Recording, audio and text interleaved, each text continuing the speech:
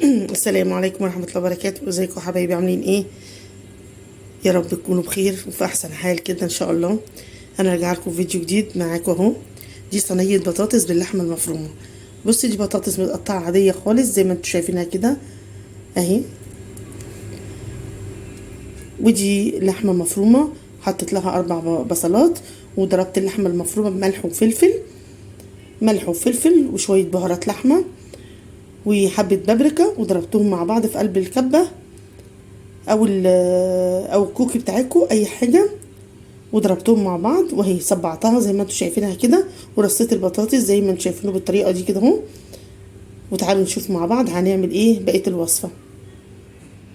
بصوا يا حبايب قلبي، هنا انا مقطعه فلفل احمر وفلفل اصفر وفلفل حار، مقطعاهم، وطماطميه مقطعاها بصوا زي ما انتم شايفين كده، قطعوهم عشوائي كده مش شرط يعني بترتيب ولا حاجه. وهنرميهم بقى فوق وش اللحمه المفرومه بالطريقه دي كده اهو.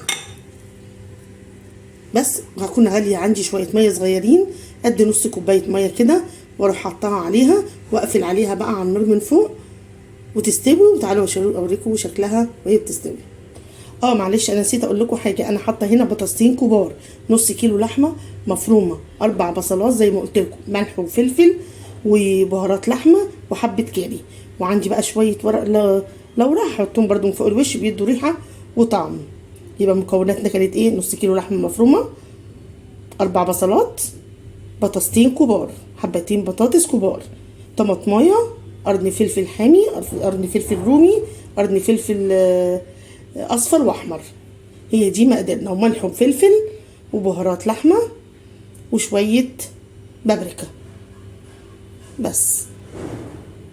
اهي يا حبايب قلبي حطيتها على النار اهي بشويه الميه اللي قلت لكم عليها، وهقفلها بقى بغطا محكم كده اهو، واسيبها على النار.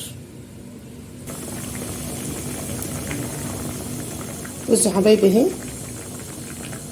وانا هنا بعمل شويه رز بشعريه، براحتكم بقى، عايزين تعملوا رز بشعريه اعملوا، رز ابيض اعملوا اللي انتوا عايزينه، فانا بعمل رز بشعريه. بصوا اهي، بس هي لسه شويه، البطاطسايه لسه ما استوتش. بصوا يا حبايبي كده خلاص البطاطسايه عندي استوت. بصوا اهي انا اوريكم بس، بصوا تقطع ازاي كده، استوت خلاص. انا بحب اسيب فيها شويه صوص كده عشان نحطوه على الرز ابو شعريه. براحتكم، عايزين تشربوها عن كده شربوها، براحتكم، عايزين تدخلوها تحت الشوايه دخلوها، بس انا بكتفي بهذا القدر وبحبها بالطريقه اللي انتوا شايفينها دي. اشوفكم في فيديو جديد ان شاء الله على خير، والسلام عليكم ورحمه الله وبركاته.